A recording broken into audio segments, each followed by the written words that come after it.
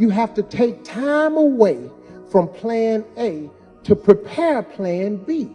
So when you take time off A, you're reducing the effort in your plan A. They asked me, but Steve, so has one of your plan A's ever failed? Yes. Yes, my plan A has failed. Did you have a plan B to fall back on? No, I did not. They said, well, damn, man, what'd you do? I got another plan A. I ain't never had nothing but the A plan. I make no preparation for failure. I ain't got no plan for B. I don't got B. I got A, man. I got A.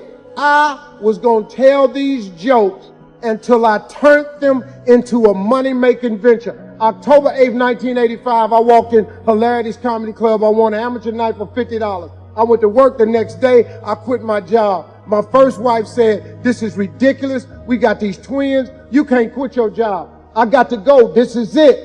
This is all I've been dreaming about. I see a way. A light bulb went on. Hey, man, when I won that night, I cried for an hour all the way home. I cried because it was like, man, God, I see it now. This is what I've been waiting on. I walked into one comedy club, won $50.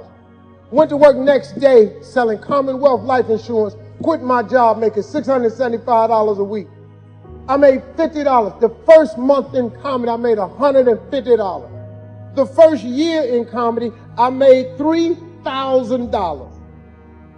My wife left me. I saw that coming. I said, her and her mama, they made that joint decision together that every time I used to drive home, you ain't gonna ever be nothing. It took me years. I lost everything.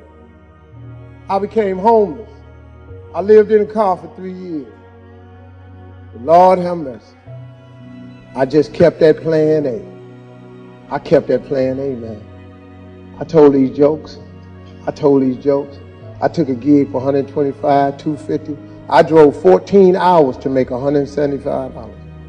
Gas was way cheaper back then, so it made sense. I go out there and do the gig, man, sent whatever money I could home, so now I'm homeless, I can't do nothing. 3 years I lived in a car. Had an occasional hotel every now and then, but 3 years I lived in a car. You know what I kept doing? I kept telling them jokes. When my family members would catch me, Steve, come on home. I call home, ask for money. Steve, come home, get a real job. I said, no, I'm gonna stay with it. I'm gonna be all right. Can you wire me $50? Can you wire me $75? My brother said, don't ever call me no more, ask me for no more money. I ain't got nothing for you. You need to be a man and come home and get a real job. So I couldn't call nobody no more for help because they said they wasn't gonna help. So cool, I stayed out there. Look at me. And I ain't bragging. Look how God do though. God is amazing. If you keep the faith in the things that you cannot see, God got something for you. I ain't see this. I didn't see this when I was living in the car. I ain't see none of this. Man, you know, I'm an emotional dude. You know, I cry, man, because somebody asked me something. Steve, every time I look on TV, you crying. Let me tell you something. If you knew my trip, you cry too.